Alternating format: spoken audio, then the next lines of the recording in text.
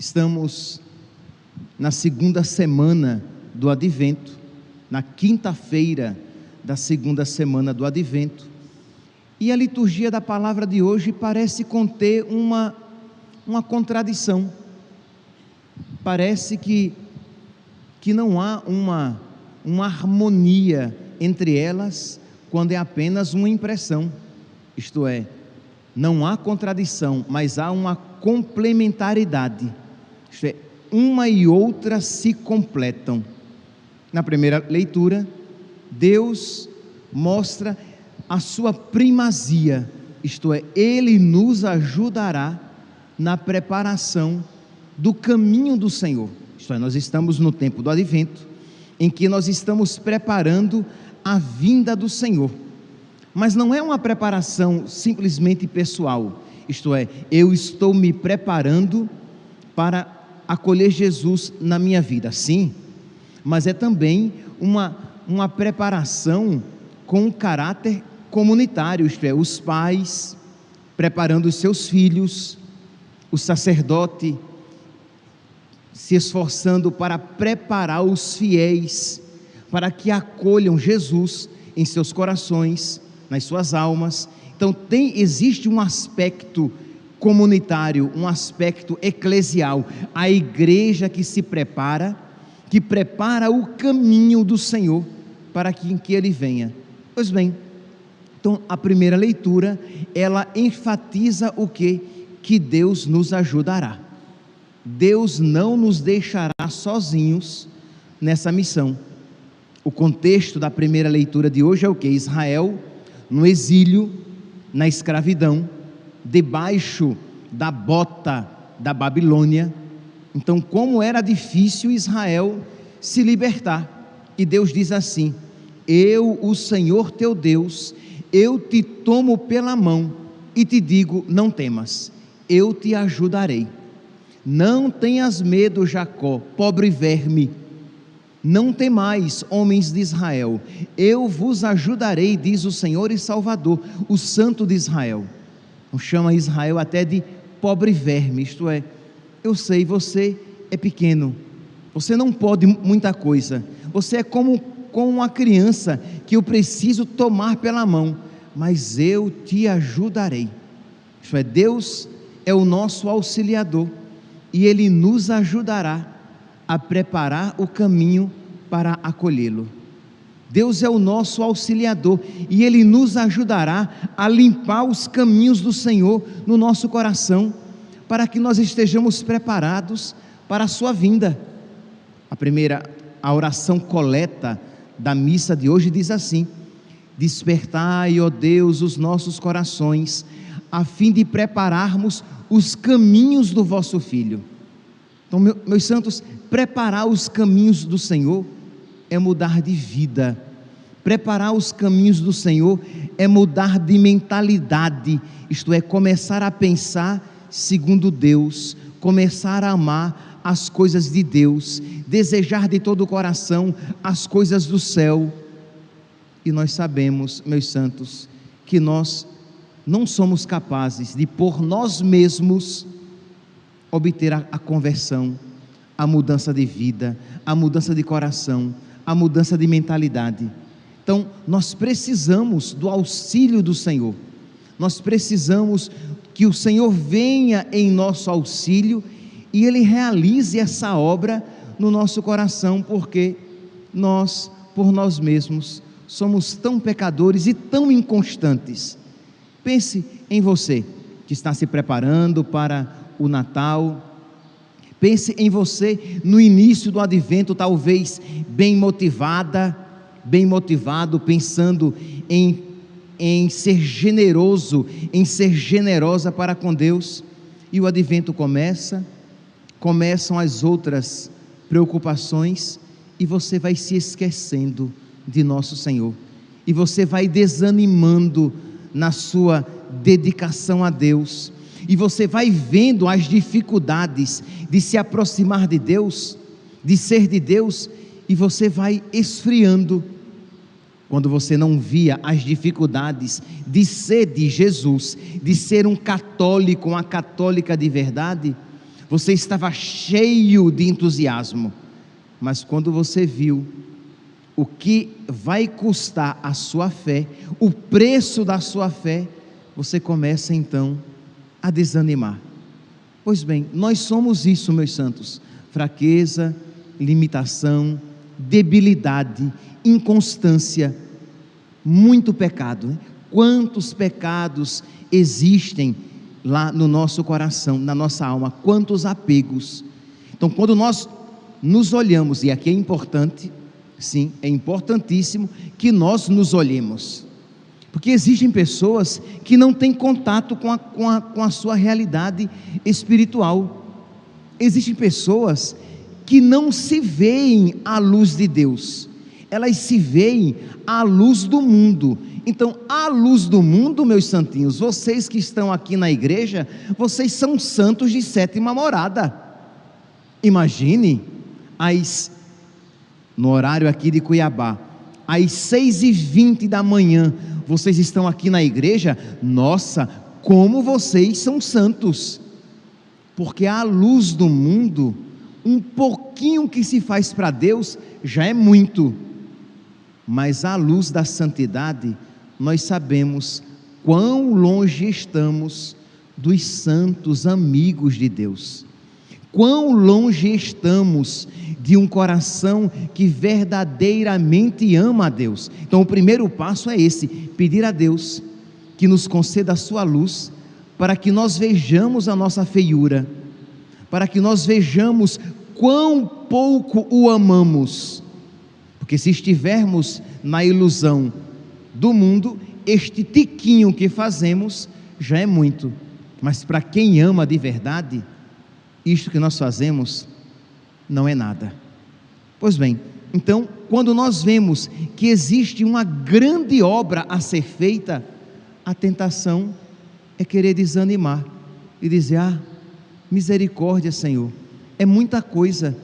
Imagine quando eu olho para um Padre Pio, para um São João Maria Vianney, para um São João da Cruz, para um São João Bosco, para estes santos sacerdotes, quando eu olho para os mártires que derramaram seu sangue e perderam tudo por causa de Cristo, e eu olho para mim, eu coro de vergonha, porque vejo como estou distante.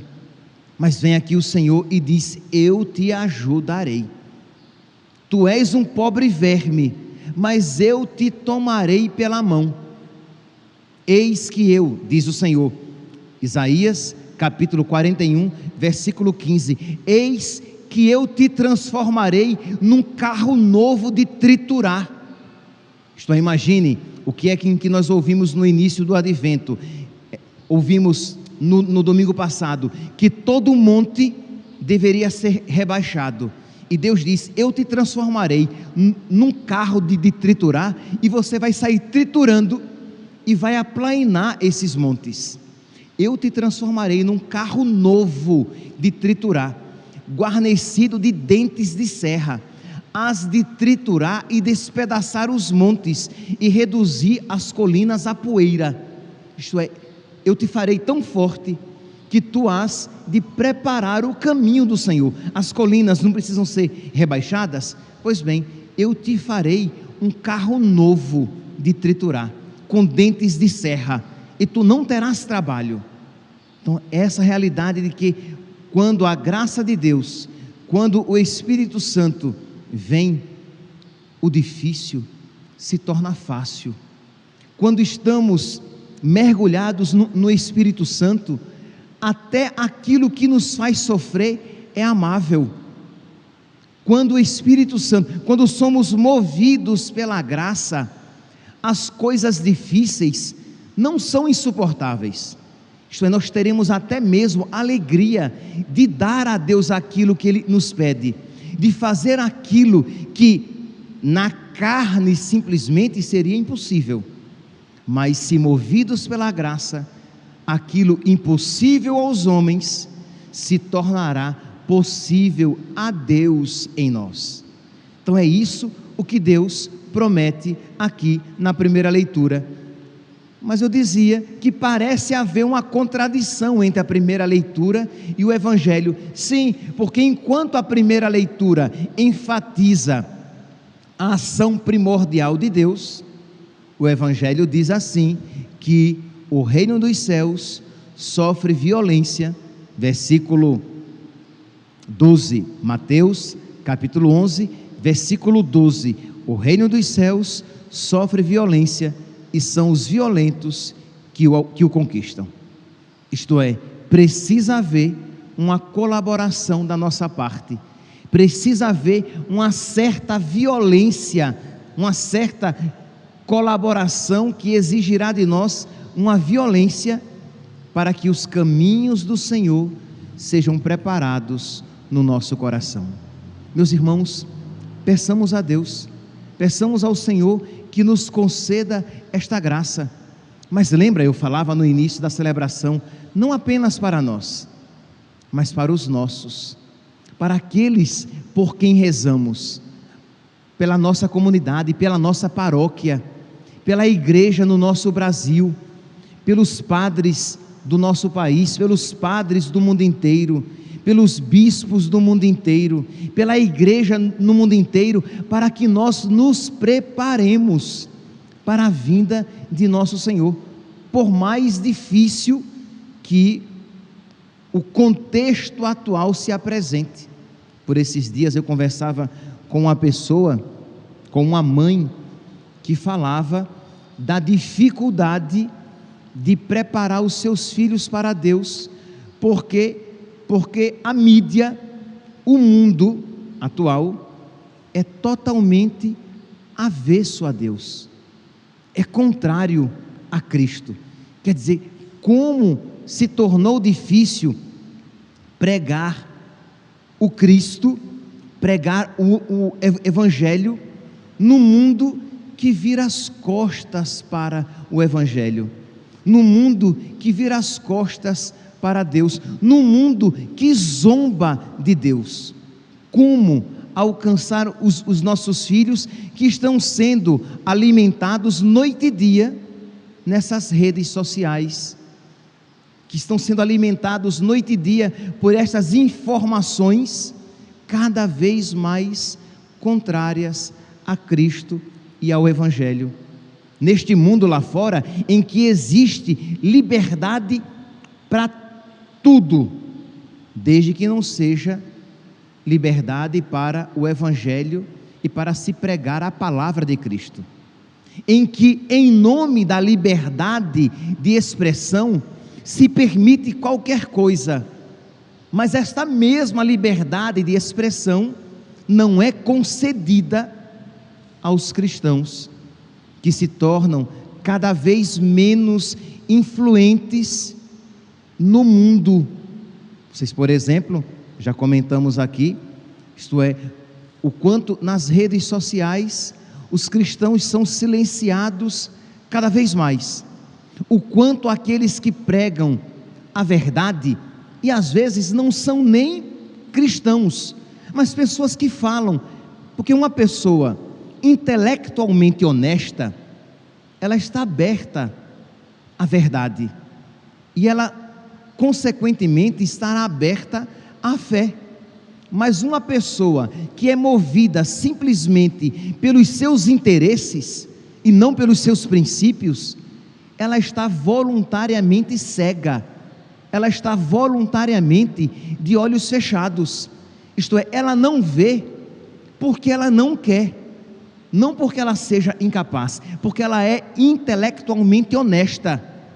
Então, mesmo aquele que não tem fé, mas se ele for intelectualmente honesto, ele vai ver que existe algo de estranho nesse mundo. Imagine, meus santos, vocês devem ter visto por esses dias que o embaixador LGBT junto à União Europeia, ele se vestiu de Virgem Maria trans. Ele vestido de Virgem Maria, com barba, como se a Virgem Maria tivesse sido uma mulher trans.